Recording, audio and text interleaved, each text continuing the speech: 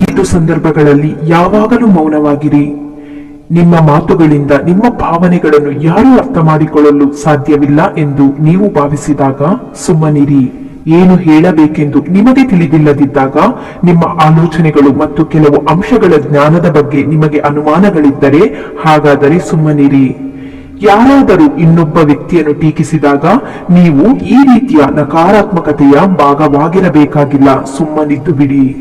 ಯಾರಾದರೂ ಕೋಪ ಮತ್ತು ದ್ವೇಷದಿಂದ ಕಿರುಚಿದಾಗ ಮತ್ತು ಕೆಣಕಿದಾಗ ನೀವು ಮೌನವಾಗಿರುವುದರ ಮೂಲಕ ಆ ವ್ಯಕ್ತಿಯನ್ನು ಶಾಂತಗೊಳಿಸಿ.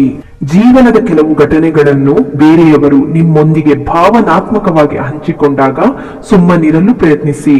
ನಿಮ್ಮನ್ನು ಎಂದಿಗೂ ಯಾರಿಗೂ ವಿವರಿಸಬೇಡಿ, ಏಕೆಂದರೆ ನಿಮ್ಮನ್ನು ಇಷ್ಟಪಡುವ ವ್ಯಕ್ತಿಗೆ ಅದು ಅಗತ್ಯವಿಲ್ಲ ಮತ್ತು ನಿಮ್ಮನ್ನು ಇಷ್ಟಪಡದವರು ಅದನ್ನು ನಂಬುವುದಿಲ್ಲ. ಸ್ವತಂತ್ರ ಚಿಂತಕರಾಗಿರಿ ಮತ್ತು ನೀವು ಕೇಳುವುದನ್ನು ಲಘುವಾಗಿ ತೆಗೆದುಕೊಳ್ಳಬೇಡಿ. ವಿಮರ್ಶಾತ್ಮಕವಾಗಿರಿ ಮತ್ತು ನೀವು ನಂಬುವುದನ್ನು ಊಹಿಸಿ. ಮನೆಗೆ ಹೋಲಿಸಿದರೆ ಬಾಗಿಲು ತುಂಬಾ ಚಿಕ್ಕದಾಗಿದೆ, ಬಾಗಿಲಿಗೆ ಹೋಲಿಸಿದರೆ ಬೀಗವು ತುಂಬಾ ಚಿಕ್ಕದಾಗಿದೆ. ಕೀಲಿಯು ಎಲ್ಲಕ್ಕಿಂತ ಚಿಕ್ಕದಾಗಿದೆ, ಆದರೆ ಕೀಲಿಯು ಇಡೀ ಮನೆಯನ್ನೇ ತೆರೆಯುತ್ತದೆ. ಒಂದು ಸಣ್ಣ ಚಿಂತನಶೀಲ ಪರಿಹಾರಗಳು ಪ್ರಮುಖ ಸಮಸ್ಯೆಗಳನ್ನು ಪರಿಹರಿಸಬಹುದು. 10 ವರ್ಷಗಳ ಪುಸ್ತಕಗಳನ್ನು ಓದುವುದಕ್ಕಿಂತ ಮೇಜಿನ ಬಳಿ ಕುಳಿತು ಒಬ್ಬ ಬುದ್ಧಿವಂತ ವ್ಯಕ್ತಿಯೊಂದಿಗೆ ಮಾಡುವ ಒಂದು ಸಂಭಾಷಣೆ ಉತ್ತಮವಾಗಿದೆ.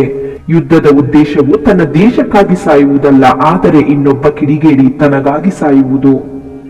ಬುದ್ಧಿವಂತ ವ್ಯಕ್ತಿಯು ಸಮಸ್ಯೆಯನ್ನು ಪರಿಹರಿಸುತ್ತಾನೆ, ಜಾಣ ಅದನ್ನು ತಪ್ಪಿಸುತ್ತಾನೆ. ನೀವು ತಿಳಿದಿರುವಷ್ಟು ನಿಮಗೆ ತಿಳಿದಿಲ್ಲ ಎಂದು ನಿಮಗೂ ತಿಳಿದಿದೆ. ಗುಣಪಡಿಸಲಾಗದ ಕಾಯಿಲೆಗಳಿಲ್ಲ, ಇಚ್ಛಾಶಕ್ತಿಯ ಕೊರತೆ ಮಾತ್ರ. ಯಾವುದೇ ಅನುಪಯುಕ್ತ ಗಿಡಮೂಲಿಕೆಗಳಿಲ್ಲ, ಕೇವಲ ಜ್ಞಾನದ ಕೊರತೆ ಮಾತ್ರ.